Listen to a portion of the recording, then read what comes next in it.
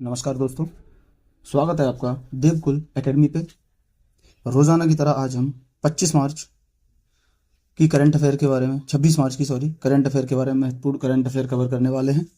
तो आज का मोटिवेशनल कोट है कि कई जीत बाकी है, कई हार बाकी, कई जीत बाकी है, कई हार बाकी है, अभी तो जिंदगी का सार बाकी है, अभी तो जिंदगी का सार बाकी है, यहाँ से चले नई मंजिल के लिए, यह तो एक पन्ना है, अभी तो पूरी किताब बाकी है।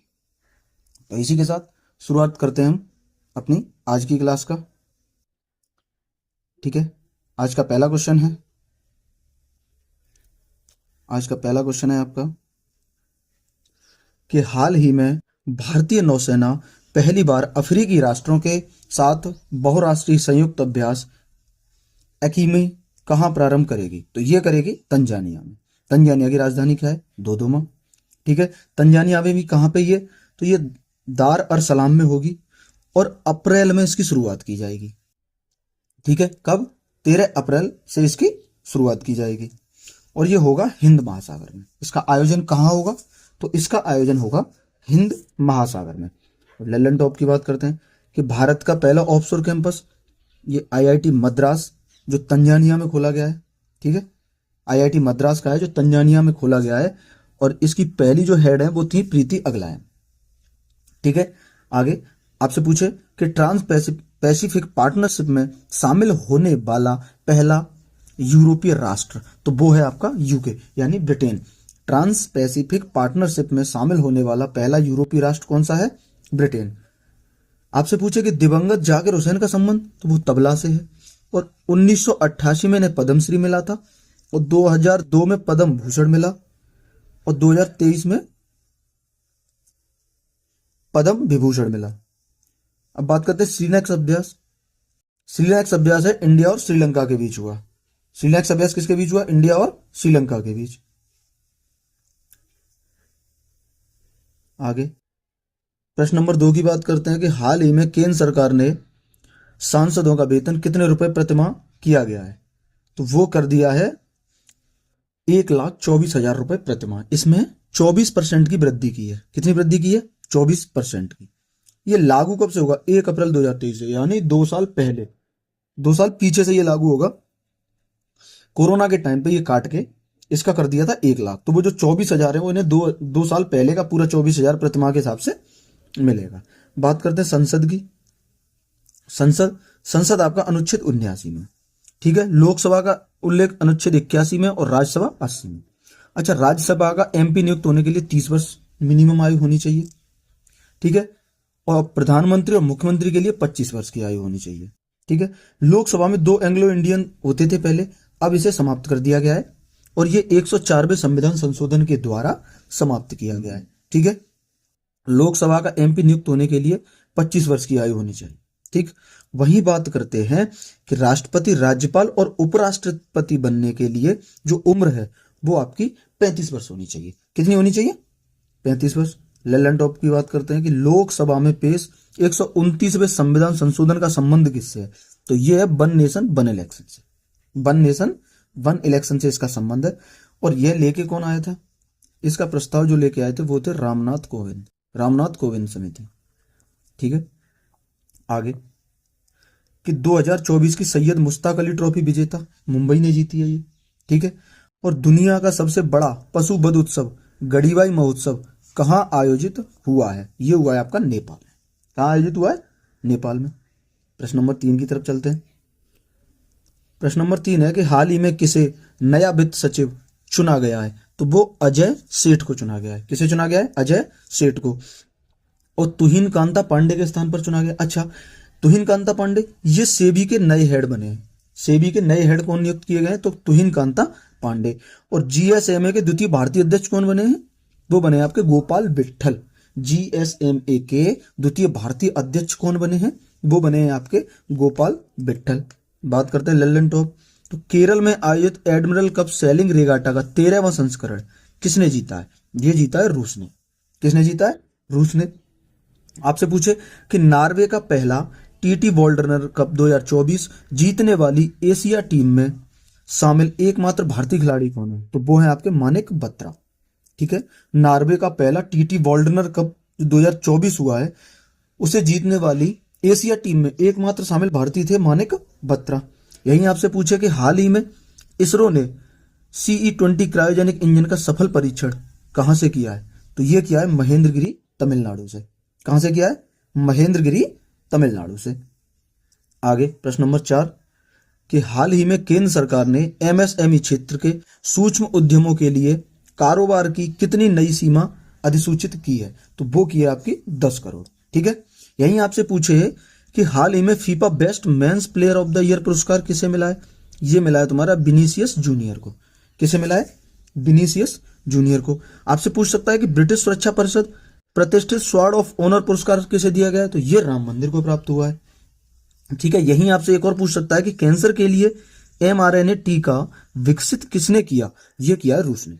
कैंसर के लिए mRNA टीका जो विकसित किया है वो किसने किया है? वो विकसित किया है आपका रूस ने। आगे अगला प्रश्न कि हाल ही में चर्चा में रही भारत की पहली कुकरेल नाइट सफारी का संबंध किससे है? तो इसका संबंध है आपका लखनऊ से। कुकरेल नाइट सफारी का संबंध किससे है? लखनऊ से। और यह है विश्व की 5वीं है। भारत की तो पहली है लेकिन विश्व में 5वीं है ये। ठीक है। और यह सिंगापुर नाइट सफारी मॉडल पर आधारित है। जो इसका निर्माण किया जा रहा है, जो इसका विकास किया जा रहा है, वो सिंगापुर नाइट सफारी मॉडल पे आधारित होकर किया जा रहा है। ठीक है। आपसे पूछ सकता है कि हाल ही में अंग्रेजी श्रेणी में किसे साहित्य अकादमी पुरस्कार 2024 मिला? तो वो मिला है ईस्टरीन कीर को। किसे? ईस्टरीन कीर को। यही आपसे पूछ सकता है कि 1 जनवरी 2025 से भीख देना अपराध इंदौर में। कहां? इंदौर में। आगे PM मोदी को सर्वोच्च सम्मान द ऑर्डर ऑफ मुबारक अल कबीर से किसे सम्मानित किया? तो वो किया कुवैत ने। ठीक है। PM मोदी को सर्वोच्च नागरिक सम्मान द ऑर्डर ऑफ मुबारक अल कबीर से किसने सम्मानित किया? तो कुवैत ने दिया है PM मोदी को। ठीक है। आगे प्रश्न नंबर 6 हाल ही में 1.3 फीट लंबाई वाली गिनीज वर्ल्ड रिकॉर्ड धारक दुनिया की सबसे छोटी बकरी करुम्बी का संबंध किससे है? तो करुम्बी का संबंध किससे है? केरल से। ठीक है। और इस बकरी का नाम करुम्बी है। तो इसकी लंबाई मात्र 1.3 फीट की ये बकरी है। ठीक है। और ये विश्व में ये अफ्रीका के कांगो में पाई जाती है। ठीक है। भारत के केरल में है और विश्व में अफ्रीका के कांगो में पाई जाती है। यही आपसे आगे पूछ सकता है कि भारतीय महिला क्रिकेट टीम ने किसे हराकर पहला अंडर-19 T20 महिला एशिया कप जीता? तो ये बांग्लादेश को हरा के जीता। किसे हरा के? बांग्लादेश को। आगे बात करते हैं 18वीं वन स्थिति रिपोर्ट 2023। ठीक है। इसमें सर्वाधिक वन वृद्धि वाला राज्य छत्तीसगढ़ है। और सर्वाधिक वन किस राज्य में है? तो वो है आपके मध्य प्रदेश में। और सर्वाधिक प्रतिशत वृद्धि में लक्षद्वीप है। सर्वाधिक वृद्धि में लक्षद्वीप प्रतिशत वृद्धि में। ठीक है। आगे क्वेश्चन नंबर 7 हाल ही में सिग्मो फेस्टिवल 2025 कहां हुआ? तो ये हुआ है आपका गोवा में। सिग्मो फेस्टिवल 2025 कहां हुआ है? गोवा में। अच्छा, कोंकण तट महाराष्ट्र में है और मालाबार तट को कहां है? केरल में। और कोरोमंडल तट तमिलनाडु का तट है और काठियावाड़ तट गुजरात का तट है। ये आपको इंपोर्टेंट है, ये याद रखने। ठीक है। पूछ लेता है कि कोरोमंडल तट कहां स्थित है? तमिलनाडु। मालाबार तट केरल। कोंकण तट महाराष्ट्र और काठियावाड़ तट गुजरात। बात करते हैं लल्लन टॉप की। तो हॉप टेक अभ्यास ये भारत और वियतनाम के बीच हुआ है और इसका आयोजन कोच्चि में हुआ है। आयोजन कहां किया गया इसका? कोच्चि में। आगे पूछ सकता है कि राष्ट्रीय मानवाधिकार आयोग के अध्यक्ष बी राम सुब्रमण्यम बनाए गए हैं और छोंक पुस्तक का संबंध किससे है? अभिजीत बैनर्जी से। ठीक है। राष्ट्रीय मानवाधिकार आयोग के अध्यक्ष बी राम सुब्रमण्यम और छोंक पुस्तक का संबंध किससे है? वो है आपका अभिजीत बैनर्जी से। आगे प्रश्न नंबर 8 हाल ही में कबड्डी विश्व कप 2025 का पुरुष और महिला दोनों खिताबों पर किसने कब्जा किया? तो वो किया है भारत ने। और किसे हरा के? ब्रिटेन को हरा के। ठीक है। ब्रिटेन को हरा के, इंग्लैंड को हरा के भारत ने इस पे कब्जा किया। अच्छा, इसका आयोजन कहां हुआ था? ब्रिटेन में ही, यानी इंग्लैंड में। अब बात करते हैं कि खो खो वर्ल्ड कप विजेता ये भी भारत ने जीता और चैंपियंस ट्रॉफी विजेता ये भी भारत ने जीता है। और चैंपियंस ट्रॉफी में हारा कौन था? तो न्यूजीलैंड को हराकर। न्यूजीलैंड को हराकर चैंपियंस ट्रॉफी भारत जीता है। ठीक है। किसे हरा के? न्यूजीलैंड को। आगे गणतंत्र दिवस परेड 2025 की थीम, तो ये थी स्वर्णिम भारत, विकास और विरासत। गणतंत्र दिवस परेड 2025 की थीम क्या थी? स्वर्णिम भारत, विकास और विरासत। ठीक है, आगे वर्ल्ड ईगल को किसने राष्ट्रीय पक्षी घोषित किया है? तो वो किया है आपका यूएसए ने। वर्ल्ड ईगल को किसने राष्ट्रीय पक्षी घोषित किया है? यूएसए ने। अब बात करते हैं स्प्रेड एक्स मिशन और POM4 मिशन, ये किससे लॉन्च किए गए? तो ये PSLV C60 से। किससे लॉन्च किए गए? PSLV C60 से। क्वेश्चन नंबर 9 की तरफ, हाल ही में टाटा मोटर्स ने किसे ब्रांड एम्बेसडर चुना? तो वो चुना है विक्की कौशल को। टाटा मोटर्स ने किसे अपना ब्रांड एम्बेसडर बनाया? विक्की कौशल को। टेक द कर्व अभियान, ये भी टाटा ने शुरू किया है। ठीक है, आगे आपसे पूछ सकता है कि महिला कबड्डी विश्व कप 2025 कहां होगा? तो ये बिहार में होगा, याद रखना। ठीक है, आगे हनुक्का त्योहार, ये यहूदी समुदाय द्वारा मनाया जाता है। अब बात करते हैं मनमोहन सिंह के बारे में। तो मनमोहन सिंह प्रधानमंत्री रहे हैं, वित्त मंत्री के पद पे भी रहे हैं और ये राज्यपाल पद पे भी रह चुके हैं और इन्हें 1987 में पद्म विभूषण मिला। ये स्टार लगा लो इस पे, मोस्ट इंपोर्टेंट है। पूछेगा कि मनमोहन सिंह को पद्म विभूषण कब मिला? तो 1987 में इन्हें पद्म विभूषण मिला था। ठीक है, आगे आज का लास्ट क्वेश्चन, हाल ही में धार्मिक पर्यटन को बढ़ावा देने के लिए गंगा और शारदा नदी गलियारा बनाने की घोषणा किसने की है? तो किसने की है? ये की आपकी उत्तराखंड ने। किसने? उत्तराखंड ने। अच्छा, शारदा नदी का अन्य नाम, शारदा नदी को अन्य नाम से जानते हैं, वो है काली नदी। शारदा नदी को काली नदी के नाम से भी जाना जाता है। आगे, समान सिविल संहिता लागू करने वाला भारत का पहला राज्य भी कौन सा है? उत्तराखंड है। ठीक है, आगे बात करते हैं कि वीर बाल दिवस कब मनाया जाता है? ये 26 दिसंबर को मनाया जाता है। ठीक है, आपसे पूछ सकता है कि Jetson Oren nano super generative AI super computer का अनावरण किसने किया? तो ये किया है एनवीडिया ने। किसने किया है? एनवीडिया ने। ये रहे आज के हमारे 10 क्वेश्चन जो हमने कवर करे, करंट के मोस्ट इंपोर्टेंट क्वेश्चन 10 कवर करे हैं।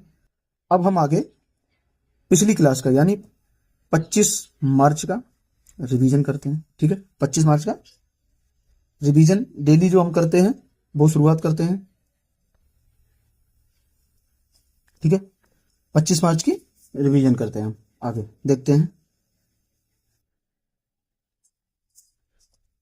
कि हाल ही में सारा जाफरानी को किस देश का प्रधानमंत्री नियुक्त किया गया है?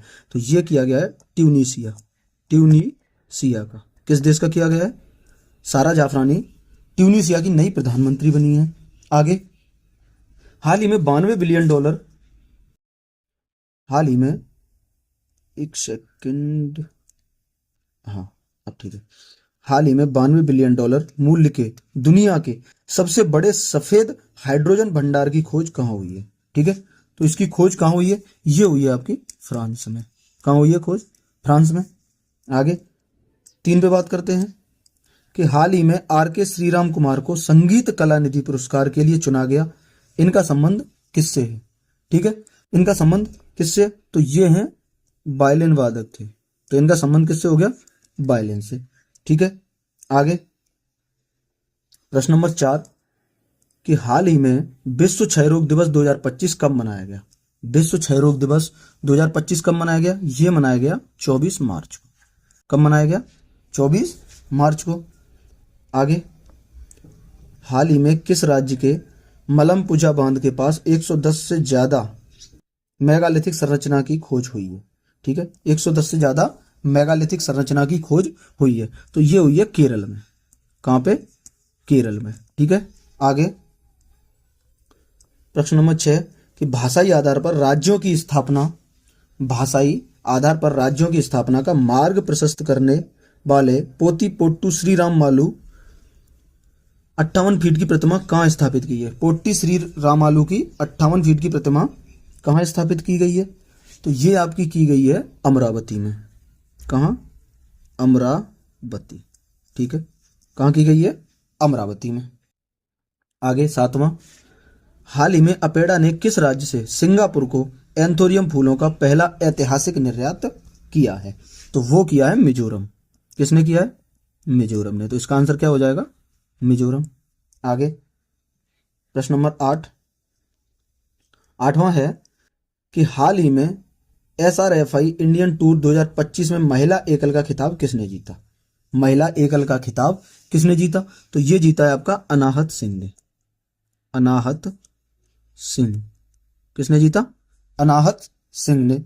ठीक है, आगे हाल ही में पर्पल फेस्ट 2025 का आयोजन कहाँ हुआ है? पर्पल फेस्ट 2025 का आयोजन कहाँ हुआ? ये हुआ है नई दिल्ली में। कहाँ हुआ था? नई दिल्ली में। पर्पल फेस्ट 2025 का आयोजन कहाँ हुआ? नई दिल्ली में। अगला कि हाल ही में अंग्रेजी भाषा श्रेणी में साहित्य अकादमी पुरस्कार 2024 के लिए किसे चुना गया? तो ये चुना गया है आपके हजारों ख्वाहिशें ऐसी। हजारों ख्वाहिशें ऐसी। हजारों ख्वाहिशें ऐसी को चुना गया है। ठीक है, और इसके जो लेखक थे वो थे अनीसुर रहमान। इसके लेखक कौन है? अनीसुर रहमान। लेखक कौन है इसके? अनीसुर रहमान। तो ये रही आज की हमारी क्लास। ठीक है, आई होप आपको पसंद आई होगी, और अगर पसंद आई है तो वीडियो को लाइक और चैनल को सब्सक्राइब कर लो, ज़्यादा से ज़्यादा लोगों तक शेयर करो। मिलते हैं अगली वीडियो में, तब तक के लिए धन्यवाद।